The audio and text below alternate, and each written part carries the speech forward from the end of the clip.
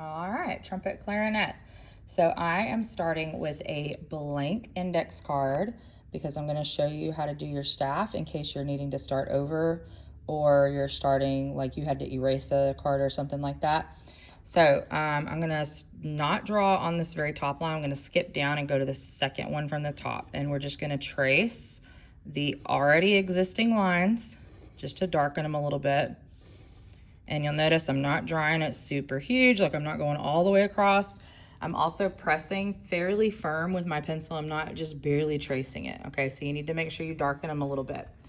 All right, so we're gonna start up here with our first quarter note. It's actually underneath the staff. So if you're not really sure, you can use your pencil, okay? I'm actually touching it so you can count with me. So here's our first line of the staff. We're actually gonna move one space, then one line, and then two spaces below the staff. So I'm going to come over here to my staff. I'm going to touch this first line.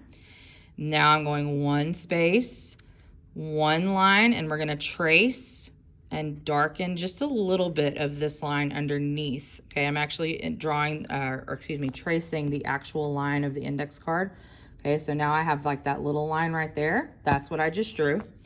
And now I'm going to go to the space underneath that line to draw my note head. And I'm just going to draw a dot and then darken it, make it a little bit bigger until I have a good sized note head. And then I'm going to draw my stem to connect it and make a quarter note. Okay, now this quarter note actually has what we call a flat. It's just like a lowercase b. And we're going to draw that to the left so that it matches. Okay, now we're going to take our index card, we're going to flip it over. And the name of this pitch is B flat. So unlike on the quarter note where the flat's to the left, when we label it with a letter, we actually put the flat on the right side. So it seems kind of backwards, but that's just how we do it in music land. All right, so the rest of my index cards are already lined. So if you need to pause the video and line your index cards, you need to do that now and then come back. So now we're going to go to the next quarter note. Now, if you look, it's up on this little line that was right here that we drew underneath. Now we're actually on that line. So we're going to come to our staff. We're going to go one line here. That's the staff itself. One space, and then this line underneath, we're going to trace and darken just a little bit to make our ledger line. And then we're going to draw our note head. So we're actually drawing it on the line itself. Okay, so that line's like cutting our note head in half. And then we draw our stem. If you remember, the first index card was B flat. So now we're going up one letter in the alphabet to C because alphabet. And then I'm setting that to the side. Our next quarter note is right underneath the staff. So here's my staff. I'm going to draw a note head underneath. So I'm not touching the staff right now. I'm actually on the space underneath. And then draw my stem.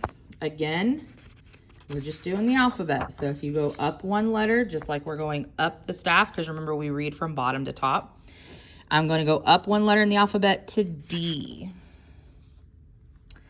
Now we're actually in the staff. Hooray! So we're on the first line. So I'm actually going to start my dot on the line itself and then darken it.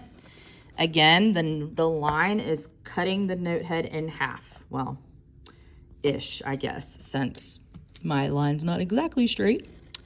And then I'm going to draw my very sad stem, which is also not very straight. And again, we're going up the alphabet, right? So now we're on E, and I'm moving that to the side. Next, we're going up to the first space. So here's my first line, and the first space is here. So you actually start your dot in the space, and then darken, darken, darken, and then draw our stem. And we're going up the alphabet again. So now we're on F.